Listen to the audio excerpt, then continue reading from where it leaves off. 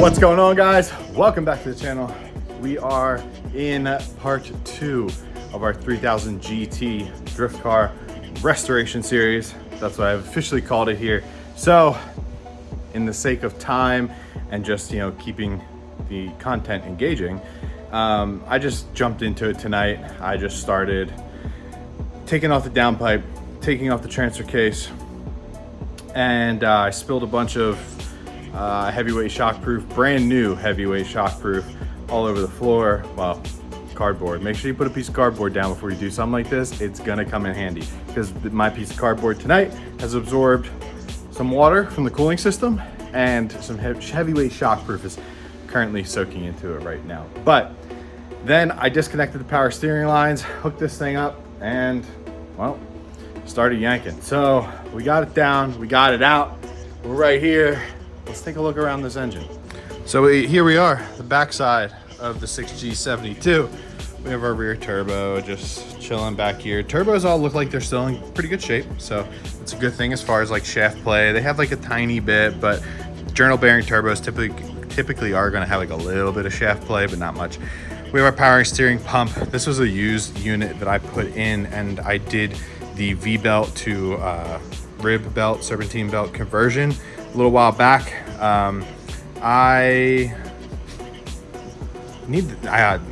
This explains a lot.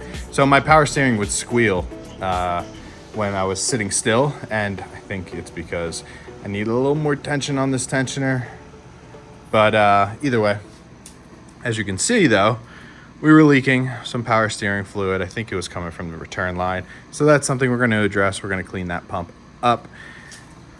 Coming around here, the underside, we have our oil pressure sensor and our, I think one of these is, that's oil, this is oil pressure. Is it oil, I don't know. With one of these is, I think this one's oil pressure. Oh, you know what? I think they're both oil pressure. One is the light and one is the gauge, the factory gauge. Either way, what I'm going to try and do is get an adapter for one of these and have it kind of like split. Maybe this back one here. That way I can get rid of, if we go around the hoist, I have this oil pressure sensor in a sandwich plate, and it goes to a Ninja Performance oil pressure gauge. Well, that thing started reading all funky. I think it might just need a new sensor. So I put in a manual oil pressure gauge that I literally used to have mounted in the engine bay. So that's the gauge right up here. This guy was mounted in the engine bay just because this was literally reading like 3 PSI, and I started panicking. So I put a manual one like the week before an event from Pep Boys just to confirm that my engine wasn't blowing up. Then off the factory oil cooler housing, we have some AN adapters. Gonna have to reseal those, and I think I'm gonna end up making new AN lines for this, the black braided stuff that I typically use now. Because I don't know if they're leaking or what, but they got a bunch of crap in them. But if I can relocate this guy to the back of the engine, I can get rid of the sandwich plate, which I feel like the sandwich plate has always leaked. It would drive me nuts. But coming around front, this is where the AC compressor would typically sit. Our alternator would sit here. Everything's looking good.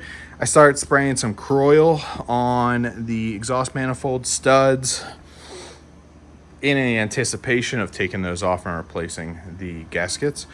We have our ignition stuff here. We're going to be pulling off the whole thermostat housing, water neck, everything here, and we are going to be cleaning that up, repainting it, new hardware, all that jazz. But I think the next step is going to be to lower this thing down, separate the transmission from the engine.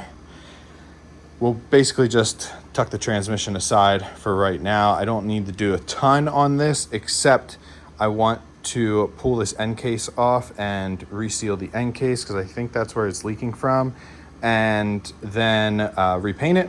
But other than that, transmission doesn't need much. And then we are going to get the engine up on the stand where we will begin further disassembling. So I'm jumping in about a week later, actually. I've been working on the engine bay. I will get into that in probably the next video. We'll catch you up on that. We'll continue working on it. But on the engine, I have it on the stand here. I've just been working on taking some things off. So I took the timing cover off, the lower timing cover, and you know, it exposed all of our stuff here. I've mentioned that I've had the timing belt done on this engine, so we have new idler pulleys and tensioner pulley and an OEM tensioner here and all that jazz. So I'm kind of leaving that alone for right now. I zip tied the belt to the pulleys because in my fear of not knowing how to properly retime a dual overhead cam engine, I set the engine at top dead center and then made sure all my timing marks lined up with the little arrows on the valve covers you can see in there. And then I zip tied the belt to the crank or the cam gears. So that way when it all goes back on, so basically when I take the cams out, they're going to stay attached to the timing belt. I don't really have any reason to separate these gears from the cams. So once I take off all these caps, cams will come out, they'll stick together, and that'll be that.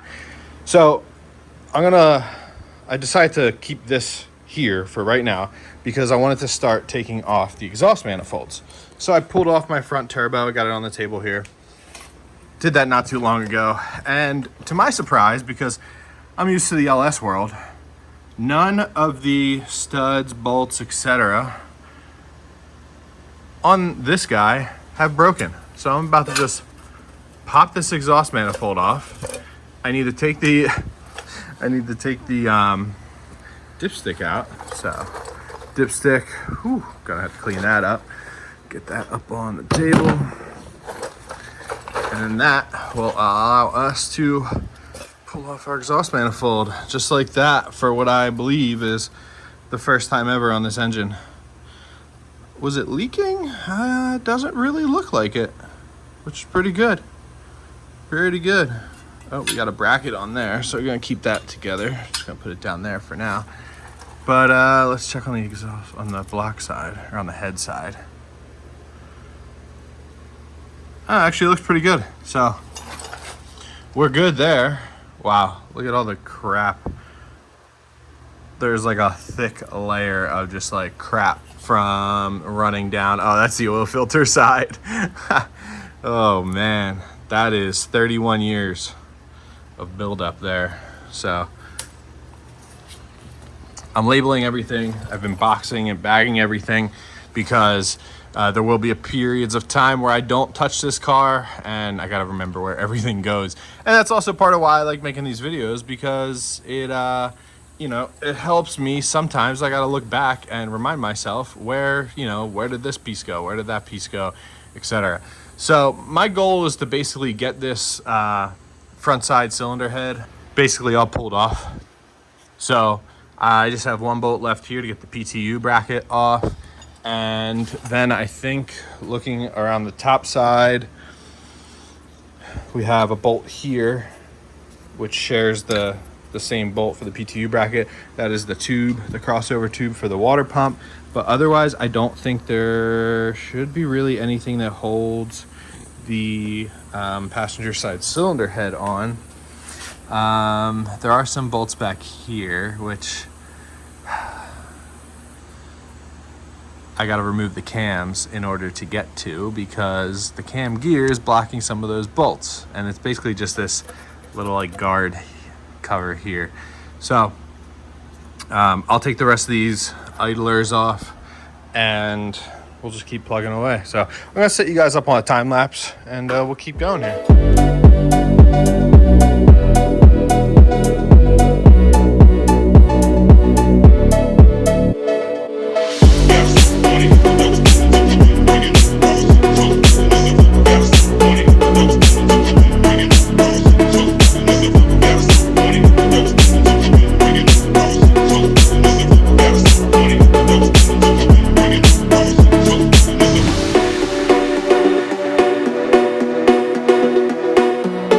So after more work of just taking things off, we have our front exhaust manifold off, we have our rear exhaust manifold off. So that being said, the turbo came with it. And then I have our cams off, I have our timing system off. I'm going to pull this factory timing tensioner off, and I'm going to put this guy into a vise and push it back in. I don't know if I'm going to replace it yet. Again, this isn't that old, but I'm gonna put it into a vise. We're gonna press this little piston back in, and we're gonna put a little pin through here to lock it back in place so that when we reinstall it, I will be able to put everything back together, pull that pin, apply tension to the system. So the heads can't come off until these two bolts here and these two bolts here and this bolt right here. Actually, this isn't attached, but till this little vent cover here comes off as well. So that needs to come off, but otherwise the heads are ready to be pulled off. I don't know if I'm gonna go that crazy into it yet, but we have the cams removed. Basically, you have your intake side on the top because obviously your intake's here, and then you have your exhaust side on the bottom. And you want to make sure that those cam caps go into the proper positions when they get reinstalled, because they kind of wear into one another. So basically, I took pictures of, and they're all numbered, but I took pictures of, you know, where each cap belonged on the cylinder heads, and then I took them off. We took our cam angle sensor out here, but otherwise this is what the head looks like. You know, everything looks good. It's interesting, the color difference between the rear and the front, but whatever. The rock solid valve cover gasket was pretty hilarious. Then we have our lifters, which you 3000 GT guys know, these are the considered first gen lifters, and you have the first and second gen, and then you have the third gens that have the 3mm hole right here. Now, you know, a lot of guys have said to me like, oh, put third gen lifters in it, whatever. I think I'm just gonna keep these in there because my lifters didn't ever really tick, so I don't really see the need to put third gen lifters in it. So we're gonna rock with these guys. The only thing I'm gonna be doing to this cylinder head is replacing the valve seals, which I think is a big reason for the smoke on this car. Let's take a look at this table here. These are what our cam caps look like. So E3, that's an exhaust. These are all exhaust side, but you can see how they're labeled exhaust 3, 4, 2, and then we have our end cap there and our end cap here, that's 5. So basically keep these all together, you know, for each cylinder head, label them, take pictures of what belongs where. So compared to an LS engine, you know, of course, these things are going to be a little more complex, just that's the nature of it. But, you know, at the end of the day, while there are a ton of things to take off of them because of the front turbo, the rear turbo, all the coolant lines, all the oil lines, and this and that, you know, it's pretty simple, pretty straightforward. It's just that timing system that's a little wonky from what you're used to. So here we have these two oil sensors, and I already loosened this guy up. I did realize after doing a little bit of research that one of these is for the pressure gauge inside the car, the factory pressure gauge, and one of them is for the oil pressure light. So I'm going to keep both of these in here, but what I'm going to do is get a T-fitting that will allow me to add the oil pressure sensor, like I had mentioned before, onto one of these ports so that I can run my digital gauge inside the car, not have to have the sandwich plate. And we also have our banjo fitting right here for the turbo oil feed, and I think what I'm going to do here is convert this guy to a AN line like up front. Probably use this banjo bolt still. We'll get a -3 banjo fitting, and then we'll just run a -3 soft line into the top of the turbo. That way we can get rid of this big hard line, and I'll just get the proper adapter fitting for in here, and we should be good to go there. Coolant lines are coolant lines. I do need to try and find this is the return, but I do need to try and find a new feed because this guy's a little kinked. Not too happy about that. And then the turbo drains, they're all good. We're gonna re-gasket them and let them rock. So I think I'm gonna spin this engine upside down, and we're gonna check out underneath, inside.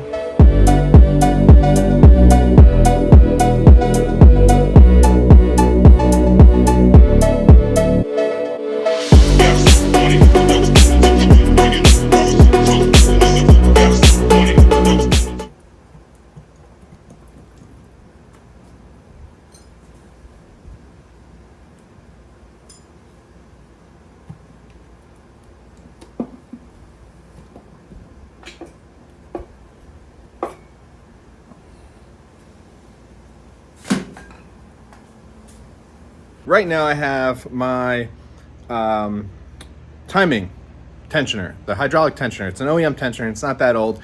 And when I removed it, obviously the piston came out. I'm going to show you guys what I meant by putting the timing belt tensioner back how it needs to be. So as you can see here, I have it in a vise, and I've been cranking on the vise. This vise is not attached to the table, so ignore that. But basically, what I'm doing is just rotating the vise. Let me get you guys propped up here.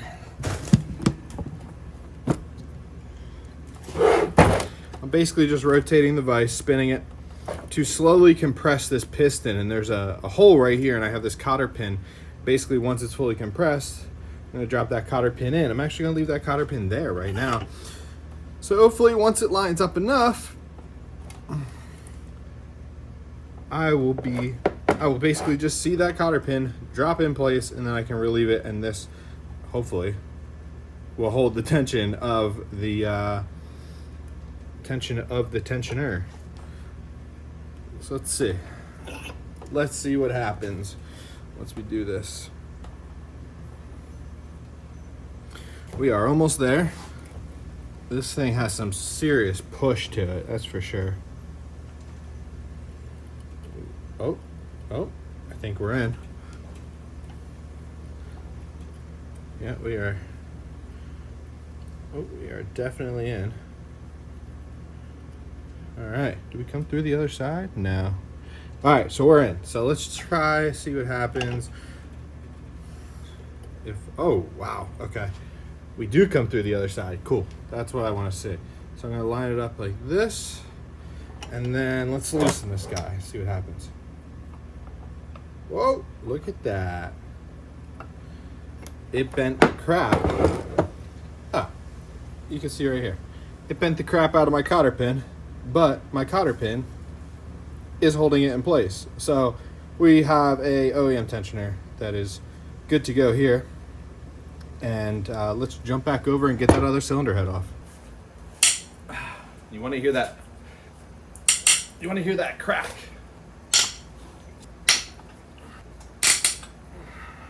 All right, so let's take a look in here at our cylinders. So we're looking good. I mean, our cylinder walls look great. Everything we got good cross hatching in there on the cylinder walls. We're at TDC. Same thing on our back cylinders. Everything looks pretty solid. I'm super happy with that. You know, we got a little carbon on top of the pistons, but you know, this is a 31-year-old engine, so that, you know, it's to be expected.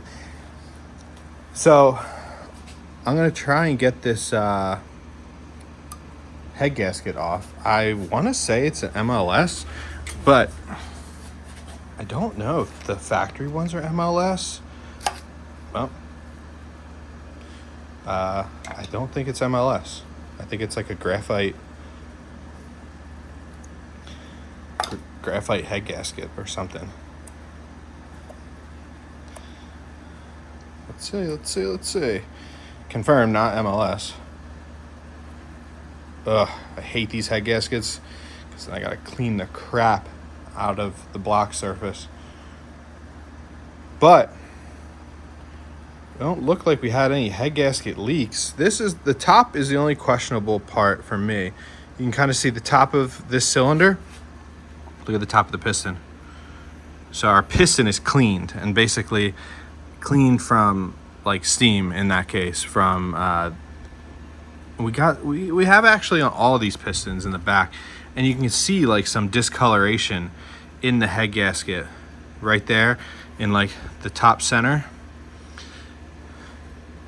Same thing right there, you can kind of see top center, and not as much on this one, but kind of in the top center. So maybe our head gasket was leaking into the cylinders a little bit. I mean, I don't know. Coolant loss was not like anything crazy, but I think that's definitely a sign that we were leaking a little bit of coolant into the cylinders. Whereas on the front side, everything's looking pretty clear. But let me get underneath this, pop this up.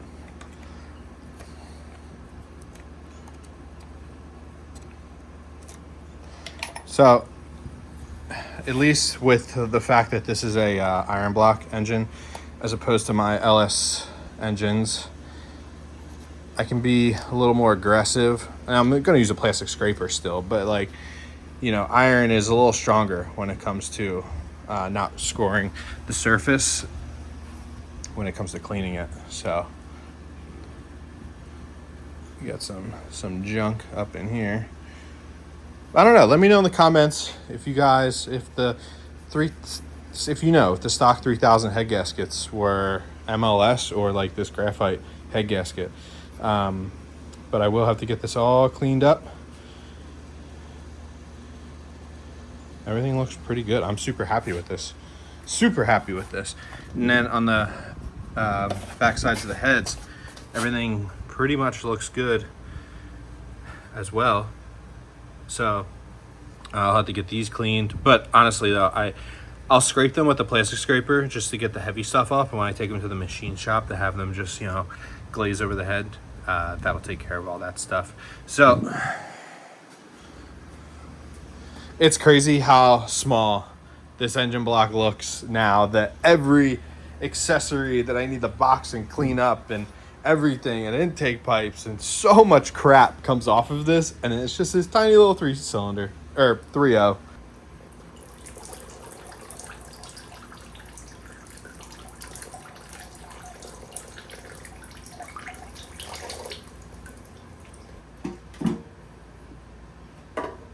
So here we are, looking at our bottom end, our pickup tube. We got a little bit of junk on there. Pull that out. I'll pull this pickup tube off though and clean it up, but we're looking pretty good. All down in there.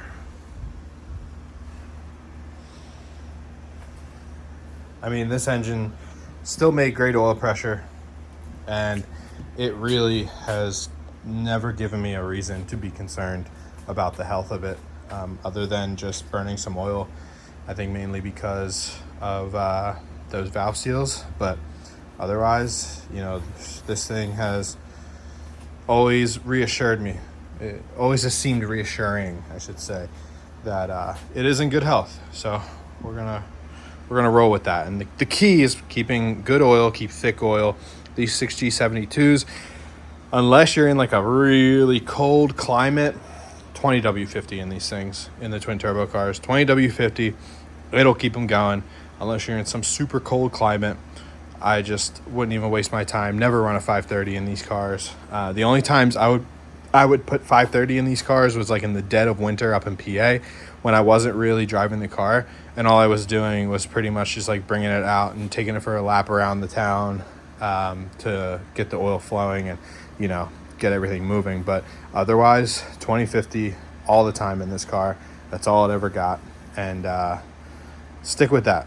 I think if you stick with that, that'll definitely help you in the long run.